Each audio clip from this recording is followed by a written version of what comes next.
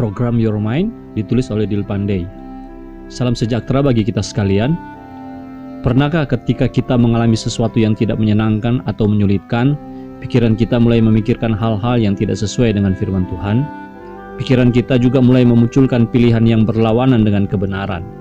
Atau pikiran kita mulai mendorong keinginan kita untuk melakukan hal yang tidak seharusnya kita lakukan. Pikiran-pikiran yang mengendalikan diri kita untuk melakukan berbagai hal yang berlawanan dengan kebenaran menunjukkan bahwa kita tidak memiliki pikiran yang benar.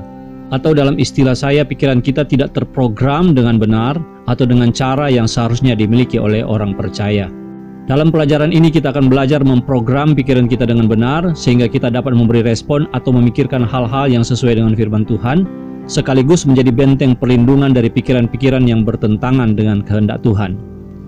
Yang dimaksud dengan program pikiran dalam pelajaran ini adalah suatu pedoman instruksi logis dan sistematis yang digunakan untuk melakukan suatu tindakan tertentu, memberi respon yang sesuai dengan pedoman tertentu, berpikir dengan pikiran tertentu, dan melakukan fungsi tertentu, mengatur berbagai hubungan penting dalam berbagai aspek dalam diri seseorang.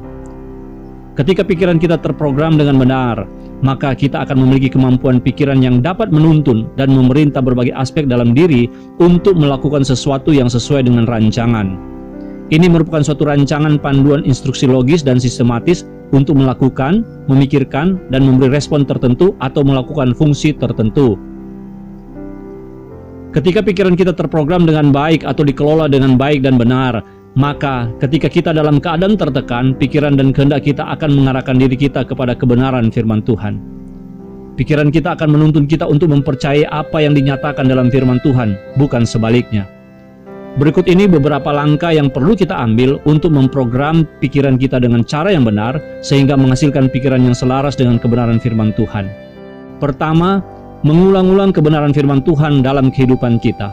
Dalam kitab Ulangan pasal 6 menerangkan bahwa firman Tuhan harus diperhatikan, diajarkan berulang-ulang, dibicarakan kapan saja, di mana saja, membuat tanda pengingat yang mengingatkan firman Tuhan, dan dituliskan supaya kita bisa membacanya. Kebenaran ini dijelaskan oleh Kate and Delitzsch, menunjukkan supaya ketaatan yang tak berkesudahan dari perintah ilahi dipahami secara spiritual, menjadi kebiasaan yang terpuji atau menyenangkan Allah ketika digunakan sebagai sarana untuk menjaga perintah-perintah Allah secara terus-menerus di depan mata. Dengan mengulang, maka itu menjadi tindakan yang akan mengingatkan kita tentang firman Tuhan yang harus kita percayai dan hidupi. Dan untuk membuat pikiran kita selalu dipenuhi firman Tuhan, dilakukan dengan cara-cara berikut. 1. Memperkatakan firman Tuhan secara aktif. Memperkatakan firman Tuhan secara aktif berarti kita harus selalu mengatakan dan membicarakannya berulang kali dalam setiap keadaan, kapan saja dan di mana saja. Ini merupakan tindakan yang kita lakukan sebagai gaya hidup kita sebagai orang percaya yang mengasihi Tuhan. 2. Merenungkan dengan memikirkan terus-menerus.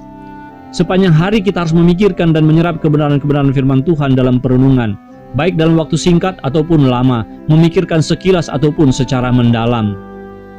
3. Melakukan prinsip-prinsip kebenaran dengan penuh keyakinan setiap hari. Firman Tuhan yang kita renungkan menjadi pemicu tindakan kita berdasarkan kebenaran firman Tuhan.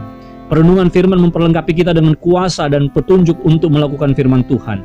Firman Tuhan dalam bentuk tertinggi dalam kehidupan kita terwujud dalam tingkah laku dan perkataan kita. Kedua, menaklukkan dan menawan setiap pikiran. Alkitab menyatakan bahwa kami mematahkan setiap siasat orang dan merubuhkan setiap kubu yang dibangun oleh keangkuhan manusia untuk menentang pengenalan akan Allah. Kami menawan segala pikiran dan menaklukkannya kepada Kristus.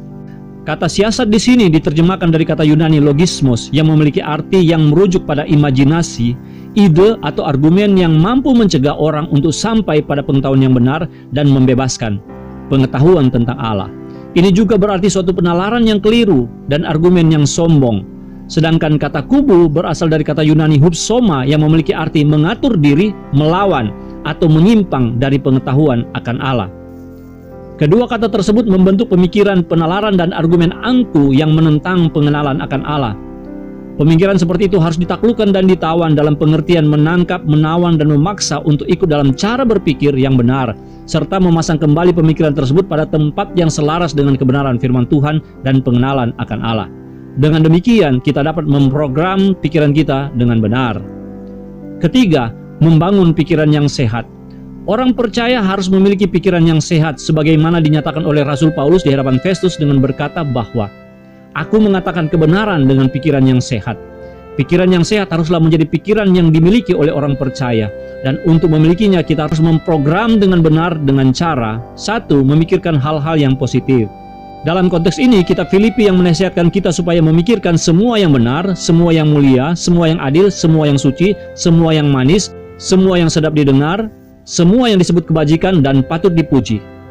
Pikiran yang sehat diisi dengan hal-hal yang positif yang berfungsi memberikan kita kreativitas, produktivitas, dan kualitas pemikiran dan gagasan yang baik, serta membawa kita pada tindakan yang benar dan baik, serta mendekatkan kita kepada Tuhan Allah yang kita sembah.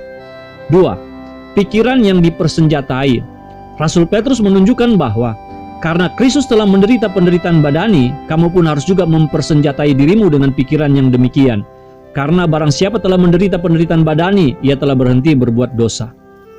Pikiran kita harus dipersenjatai dengan pikiran kesediaan untuk menderita, yang merujuk pada tindakan meniru teladan Kristus tentang kesediaan untuk menderita, jika perlu untuk melakukan kehendak Allah. Atau dengan jelas Wayne Grudem menerangkan dalam pengertian, karena itu siapapun yang telah menderita dalam daging telah berhenti dari dosa. Berarti siapapun yang telah menderita karena berbuat benar dan masih terus menaati Allah terlepas dari penderitaan yang terlibat telah membuat terobosan yang jelas dengan dosa. Mempersenjatai pikiran dengan kesedihan menderita seperti Kristus akan memprogram pikiran kita untuk memiliki kemampuan yang siap menghadapi kesulitan dan kesukaran dengan pikiran yang sehat. 3. Pikiran yang mengubah kehidupan.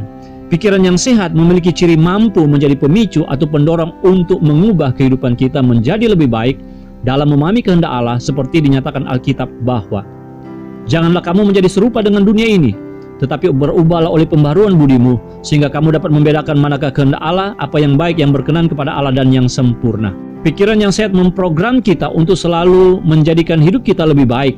Itu juga akan membuat kita mampu menjaga diri kita, supaya tidak dicetak dengan cetakan dunia ini yang tidak berkenan kepada Tuhan. 4. Menjaga hati dengan benar. Kitab Amsal menasihatkan kita, jagalah hatimu dengan segala kewaspadaan, karena dari situlah terpancar kehidupan. Memprogram pikiran berbanding lurus dengan kemampuan kita untuk menjaga hati kita. Karena hati yang tidak dijaga akan memunculkan apa yang diungkapkan oleh Alkitab bahwa dari hati timbul segala pikiran jahat, pembunuhan, perzinahan, percabulan, pencurian, sumpah palsu, dan hujat. Dalam memprogram pikiran, kita tidak pernah bisa dilepaskan dari kemampuan untuk menjaga hati kita. Kemampuan untuk mengawasi dan memperhatikan hati kita, supaya tetap menjadi sumber yang baik, benar, dan kudus bagi kehidupan kita. Dengan menjaga hati kita, kita mampu memprogram pikiran kita dengan benar. Demikianlah pelajaran ringkas program Your Mind ini. Tuhan Yesus memberkati kita semua. Amin.